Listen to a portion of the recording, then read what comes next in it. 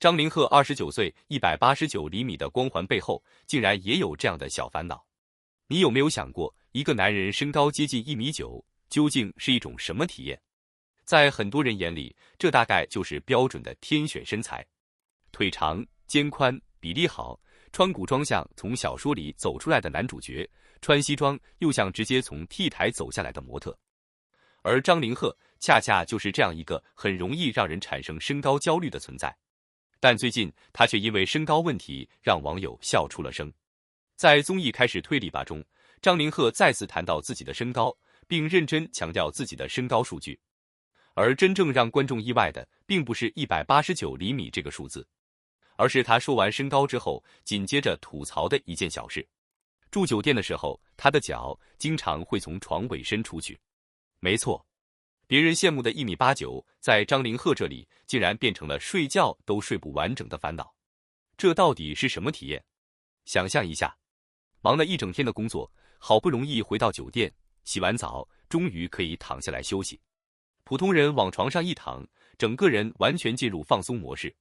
但张凌赫可能刚躺下，就发现自己的腿还没有完全进入床的范围。别人睡觉需要调整枕头，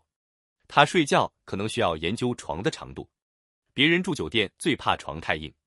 他可能最担心的是这张床到底够不够长。虽然这听起来只是一个非常小的生活细节，却意外让大家看到了明星光环之外一个非常真实的张凌赫。因为在镜头前，他总是给人一种距离感，尤其是出演古装剧的时候，他经常是清冷、克制、沉稳的形象。一身长袍，一张冷脸，再配上接近1.9米的身高，很容易让观众产生一种只能远远欣赏的感觉。可是到了综艺里，这种距离感却会突然消失。他会吐槽，会接梗，会因为一些意外状况露出完全没有偶像包袱的表情，甚至连自己的身高都可以拿出来自嘲。而这可能正是张凌赫参加综艺之后越来越讨喜的原因。因为观众发现，原来那个看起来高冷的古装男神，私下其实没有那么高冷，甚至有点可爱。更有意思的是，张凌赫的身高问题已经不是第一次成为讨论焦点。因为在娱乐圈里，明星到底有多高本身就是一个非常神奇的话题。很多艺人的官方身高和观众通过同框画面感受到的身高往往会出现差距。但张凌赫比较特殊，他的身高之所以经常被讨论，并不是因为数字特别夸张，而是因为一旦进入多人同框画面，视觉效果实在太明显。尤其是在开始推理吧这样的综艺中，他和刘宇宁、周柯宇等高个子男艺人同框时，整个画面甚至会产生一种男模团误入推理节目的感觉。三个人站在一起，最先抢走观众注意力的，往往不是案件线索，而是怎么每个人都这么高。甚至节目中还出现过非常有喜剧效果的床塌名场面，几位高个男艺人同时坐上道具床之后，床体直接承受不住，瞬间塌了。这一幕很快成为节目中的高能笑点。从某种意义上来说，这也让高个子男明星的优势突然变成了一种喜剧效果。平时大家看到他们站在镜头前会觉得比例太优越了，但当他们真的坐到一张普通道具床上，观众才突然意识到，原来现实世界的家具真的不一定是按照1.9米的人设计的。这就是张凌赫身高带来的反差。在镜头里他是优势，在生活里他偶尔可能就是麻烦。而且如果你仔细观察张凌赫的综艺表现，会发现一个很有意思的变化。以前大家认识他的方式更多来自电视剧，他的角色经常带着一种清冷感，尤其是古装造型更容易强化这种印象。所以很多观众第一次看到张凌赫参加综艺的时候，都会有一种感觉，这个人怎么和电视剧里不太一样？电视剧里他可能是那个不苟言笑、气场强大的角色，到了综艺里，他却经常因为一个小细节破功，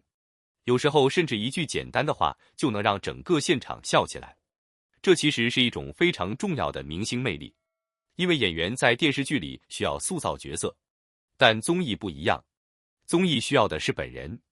没有角色保护之后，观众看到的是一个更加真实的人。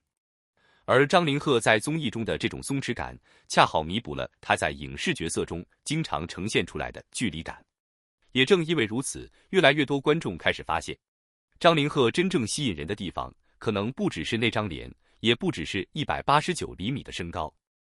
而是他身上那种外表很有距离，性格却很有反差的感觉。高个子、长腿、清冷脸，这些都是第一眼就能看到的东西。但是幽默、自然，偶尔犯迷糊，甚至面对自己的身高问题还能自我调侃，这些才是让观众愿意继续关注他的东西。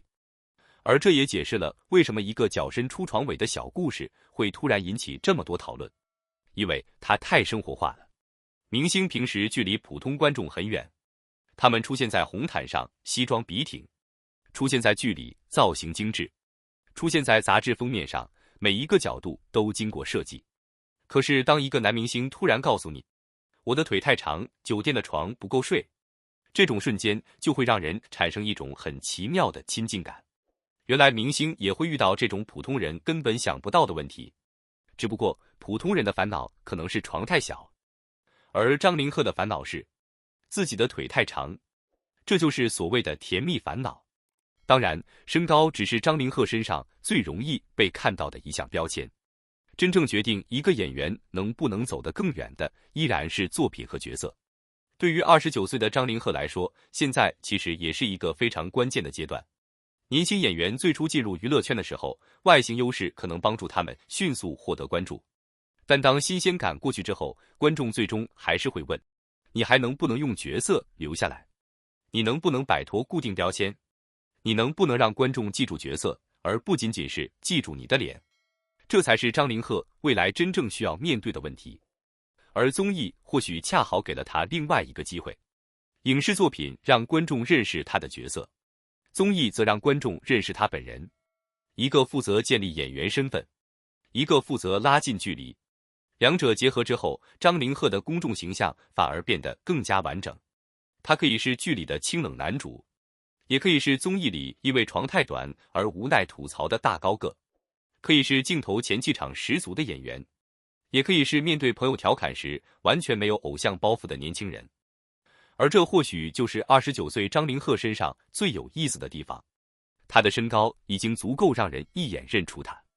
但真正让观众记住他的却不应该只有身高，因为娱乐圈从来不缺高个子男明星。真正稀缺的是一个演员能够慢慢摆脱外形标签，让大家开始期待他的作品、他的角色，以及他未来还能呈现出什么样的自己。